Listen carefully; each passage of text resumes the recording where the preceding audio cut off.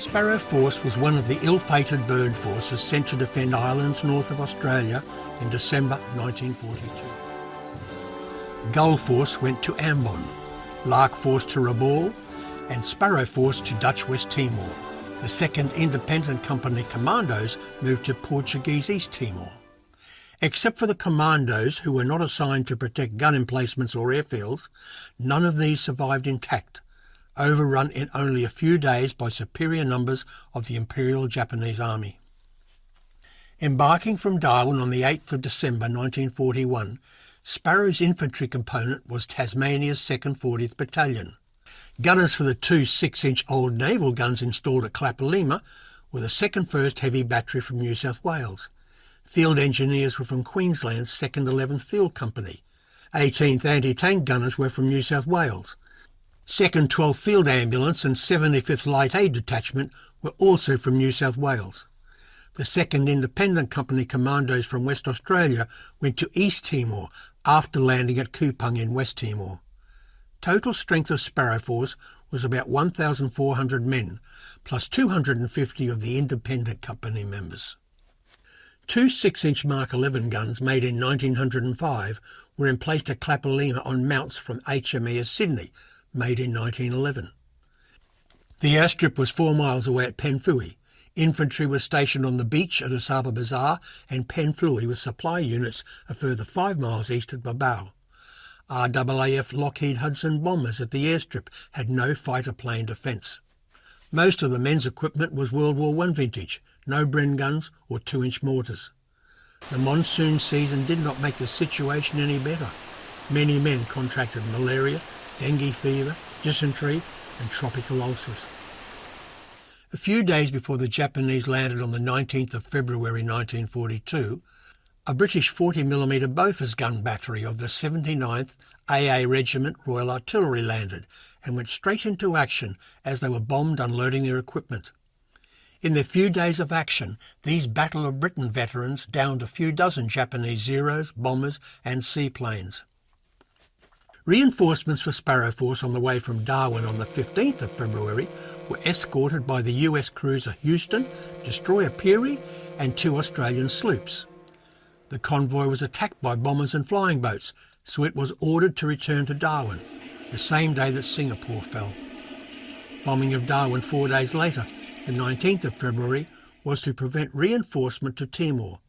Some ships of the return convoy were sunk in Darwin Harbour. Japanese Special Naval Landing Force paratroops landed behind the lines at Babao and cut the main road to headquarters at Champlong on the 19th of February. With 2nd 40th Infantry Companies defending the beach and heavy guns, the Mobile Reserve was sent to meet the Paha River landings, which was behind the heavy guns. So scratched platoons of rear echelons and cooks went out to meet the paratroops. The engineers blew up bridges, while companies of the 2nd 40th checked the Japanese advance from the sea. 2nd 11th Field Engineers blew up ammunition and fuel dumps and cratered the Penfui runway as they withdrew with the gunners towards Babao, the 2nd 40th and headquarters in the hills at Champlong. The engineers blew up bridges, while companies of the 2nd 40th checked the Japanese advance from the sea. The road into the mountains was blocked by the SNLF paratroops, who had written off the small rear echelon groups sent out to hold them until companies of the 2nd 40th arrived.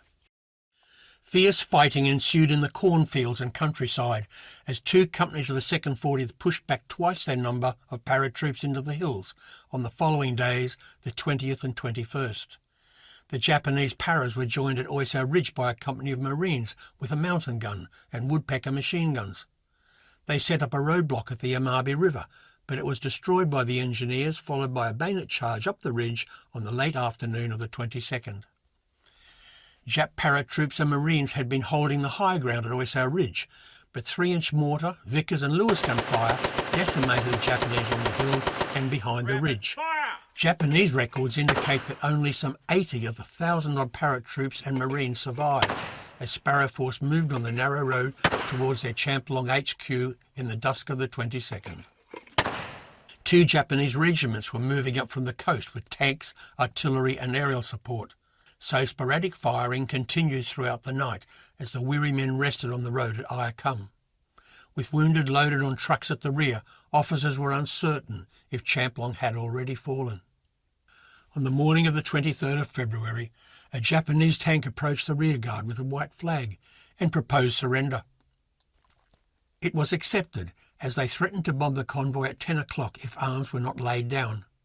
Officers gave their men an option to take to the hills if they didn't want to surrender. Many chose to leave the column. A few lucky ones did make it back to Australia, however most were eventually captured or perished out in the Ulu, Timorese word for jungle. Despite the capitulation, Japanese communications between Navy and Army forces, there were separate Army and Navy air forces. It did not work, and Japanese planes bombed both friend and foe. In reality, the Japanese lost much more of their own forces and equipment than Sparrow Force when they were bombed by their own air forces that morning. Those men who did not escape or were on their way to East Timor were marched back to a campong behind A Company's original defences at Usaba Bazaar as prisoners of war. Engineers built more shelters from available materials, and they remained at the beach until September, when they were shipped to Java and then on to Changi, the Burma-Siam Railway or the Pakenburu Line. At Dili and East Timor, Japan coordinated attacks with those on West Timor. The second independent company was posted around Dili, where the Australians were welcomed by the Portuguese and natives. Some served as helpers or criados and organised food and supplies as individual aids to the commandos.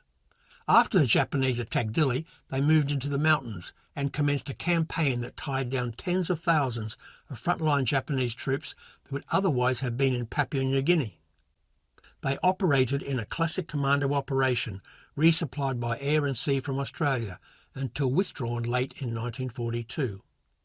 Their operation a success, as recorded in war correspondent Damien Parra's film Men of Timor. Warily, scouting parties close in on the doomed village. The Japs have no idea of the hot time coming to them. And here it comes.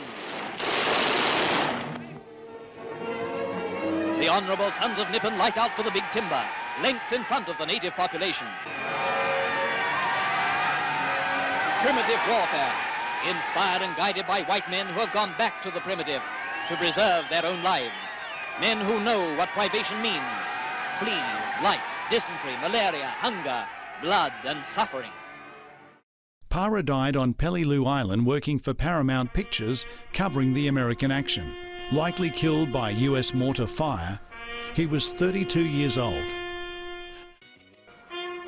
A monument now stands at Oisau Ridge to commemorate the men who took the ridge in bloody fighting on the 22nd of February 1942.